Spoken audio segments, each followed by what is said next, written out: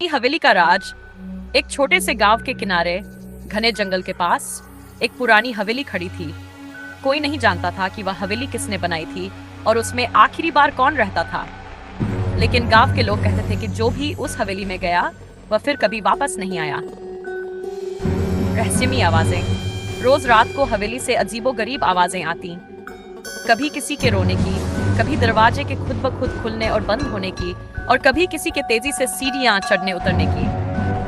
गांव के बड़े बुजुर्ग कहते थे कि वह हवेली भूतिया है और वहां किसी की आत्मा कैद है। राहुल और समीर की जिज्ञासा। राहुल और समीर, गांव के दो दोस्त, इन कहानियों पर विश्वास नहीं करते थे। उन्हें लगा कि यह सब सिर्फ एक अफवाह है। एक दिन उन्होंने तय किया कि वे हवेली के अंदर जाकर सच्चाई पता करेंगे। गांव वालों ने उन्हें रोकने की बहुत कोशिश की, मगर उनकी जिज्ञासा इतनी ज्यादा थी कि वे रात के अंधेरे में ही हवेली की ओर चल पड़े। हवेली के अंदर का खौफनाक मंजर। जैसे ही वे हवेली के पास पहुंचे, ठंडी हवा का एक झोंका आया और दरवाजा अपने आप खुल गया।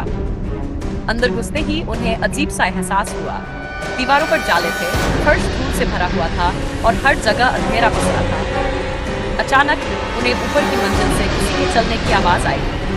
कौन है वहाँ? समीर ने जोर से पूछा, मगर जवाब नहीं मिला। वे धीरे धीरे ऊपर जाने लगे। हर कदम के साथ उनका दिल जोर जोर से धड़कने लगा।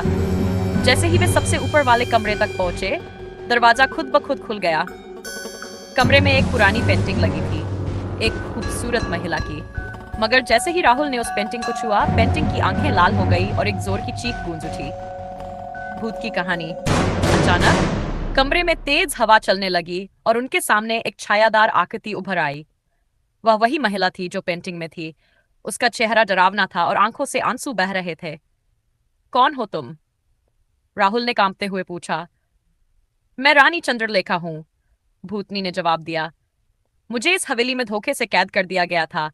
100 साल पहले मेरे पति ने मुझे जिंदा इस हवेली में दफना दिया था और मेरी आत्मा अब तक मुक्ति की राह देख रही है। रहस्य का खुलासा। राहुल और समीर ने कमरे के चारों तरफ देखा तो उन्हें फर्श पर एक भारी ताला लगा दिखा।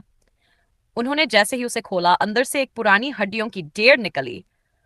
उसी समय भूतनी जोर से चीखी और धुएं में बदलकर गायब हो गई। अचानक हवेली हिलने लगी। राहुल और समीर भागकर बाहर निकले और देखते ही देखते पूरी हवेली जमीन में धंस गई। अंतिम सच। अगली सुबह जब वे गांव लौटे तो गांव वालों ने कहा कि वह हवेली अब वहां नहीं है। हवेली का राज हमेशा के लिए खत्म हो चुका था और रानी चंद्रलेखा की आत्मा को आखिरकार शांति मिल गई थी। मगर राहुल और समीर अब भी रात में कभी कभी महसूस करते थे कि कोई उनके आसपास है। तो क्या हवेली का सच पूरी तरह खत्म हो गया था, या फिर कोई और रहस्य अब भी बाकी था?